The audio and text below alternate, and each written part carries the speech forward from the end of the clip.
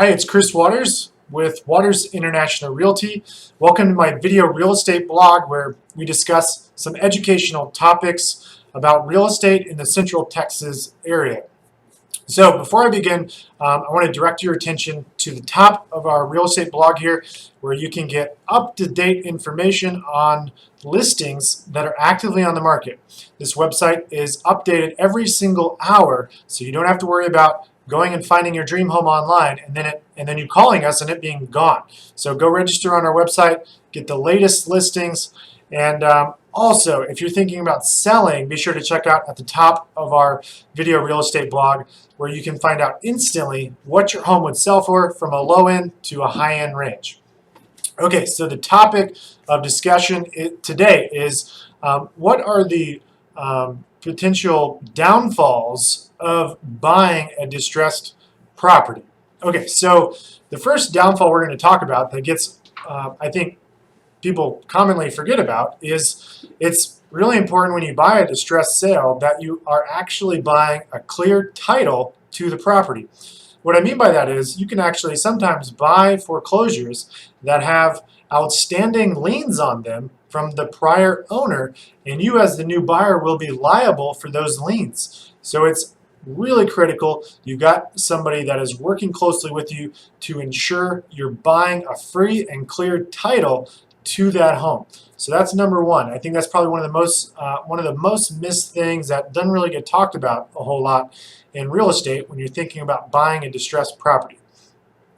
Number two, if you're thinking about getting a loan on a property that's in a distressed situation, some lenders will not actually give the borrower the loan due to the condition. So typically a bank is going to send out a third-party appraiser, and not only is that appraiser coming up with a value for the property, they're also doing an inspection of the home. And then specifically if you're getting a VA or FHA loan, they're looking for certain things about the property to be in good condition. Like, for example, you need to have a good roof. You've got to have a good foundation. You can't have any wood-destroying insects. So these are things that the appraiser is going to look out for, and he will report on when he sends that appraisal back to the bank. So if you're getting a loan on a distressed property, make sure the condition isn't such that you're not going to get approved for the loan. Okay, number three is I think the biggest common mistake a lot of people make is they look at what they're buying the property for in comparison to some of the other homes that are selling, and it looks like they're getting a good deal, but they don't examine where the market is trending. What I mean by that is in 3 months, 6 months, a year from now, like what direction is the market going? Is this an appreciating market or is this a depreciating market? So if you buy a foreclosure and you're in a neighborhood where values are actually going down every single day, you know, you actually may have prevented yourself from taking, you know, a huge loss because you will have bought it at a discount. But ultimately, the value of your home could actually fall below what you paid if the market's trending in that direction. So it's really important you have your real estate agent do a market absorption report on that specific area and that specific price range. That's super critical. Anybody you work with at our team here at Watters International Realty will do that for you so you know where the market's going moving forward, not what happened 3 months or 6 months or 12 months prior to you writing an offer. Okay, the fourth warning and thing you need to think about when buying a distressed property is some of the unforeseen damages and deferred maintenance that come up with a distressed property.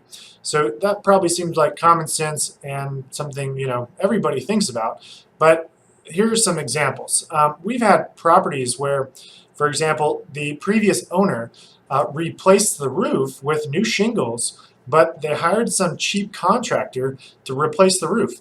And so the decking of the home actually had a bunch of water damage. And the decking did not get replaced because the contractor was trying to save money and give this really cheap bid to the previous owner.